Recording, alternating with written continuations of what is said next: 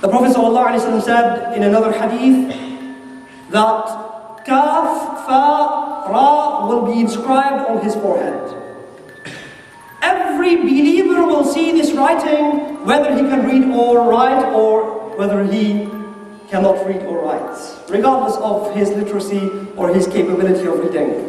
Allah subhanahu wa ta'ala will allow all Muslims to see that, but the disbelievers will not be able to see that writing.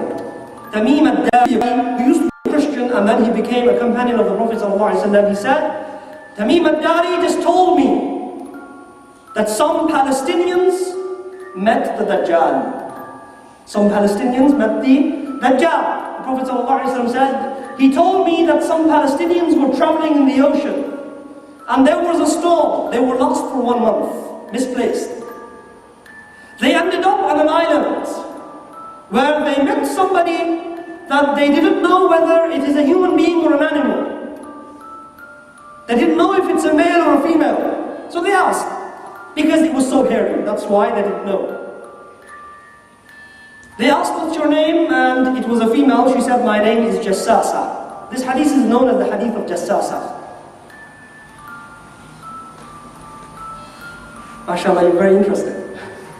Alhamdulillah. They asked Jassasa, or Jassasa asked them, or told them, I don't want to tell you anything. I have nothing to ask you. This was what Jassasa said. But there is a poor man that wants to ask you something. A poor man, رَجُلٌ فَقِيرٌ. So Jassasa led them, few Palestinians, into a place, and she said that he is inside the temple, in the Dayr. They went in, and the Dajjal they met. They saw him enchained. He was very ugly, very ugly. And the Dajjal asked a number of questions. The Dajjal said, who are you? They said, we are Arabs. He said, has the Prophet emerged among you? They said, yes, he has emerged. Have the Arabs followed him? Yes, the Arabs have followed him. Has he conquered Persia? No, he hasn't conquered Persia. Then the Dajjal said, soon he shall conquer Persia. Then he asked a number of other questions, 2 or 3 more questions. Then they asked him, who are you? He said, I am Dajjal. I shall appear and emerge, and I shall travel the entire earth, except Mecca and Medina. I will not have permission to enter.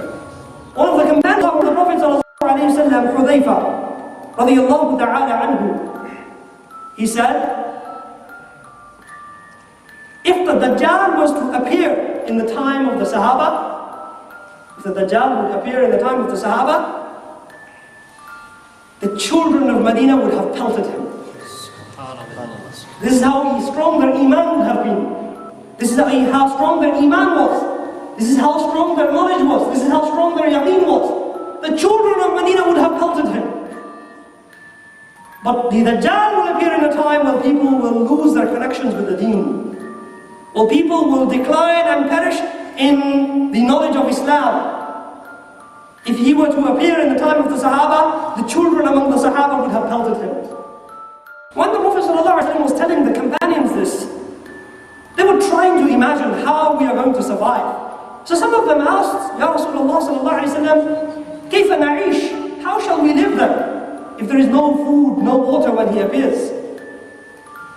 Then the Prophet ﷺ said, the food of the people of Islam in the drought and the famine will be Allahu Akbar, Allahu Akbar, Allahu Akbar, Allahu Akbar, Subhanallah, Subhanallah, Subhanallah, Subhanallah. The food of the Ummah, when the Dajjal appears, when there is no food, no water, the food will be making dhikr of Allah subhanahu wa ta'ala. Imam Sha'rani, I checked his Al-Yawaqit wal-Jawahir fi Bayani Aqidat al-Akabir, beautiful book on Tasawwuf and Aqidah.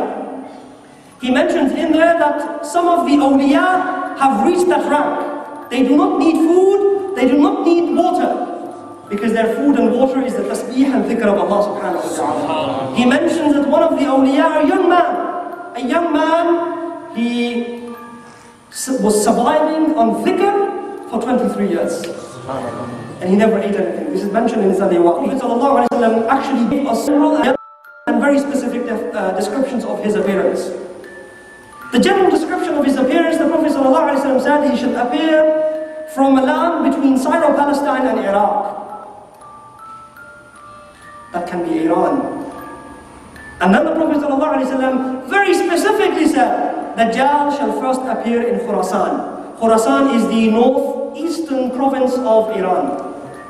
Khurasan is the northeastern province of Iran. The Prophet ﷺ said this is where he will appear. The first claim he will make is the claim to prophethood. Remember I told you the Prophet ﷺ said there will be 30 men after me who will claim to be prophets and they will all be false. They are all Dajjals.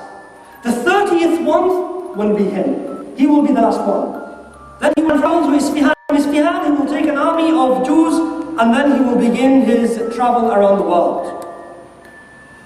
The kind of people joining his force are the Jews, for example.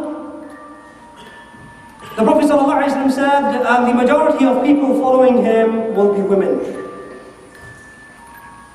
To the extent in a hadith, the Prophet ﷺ said, a man will go home and he will tie his mother.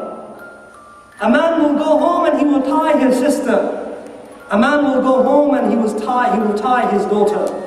A man will go home and he will tie his aunt because he fears that they will join the force of the Dajjal.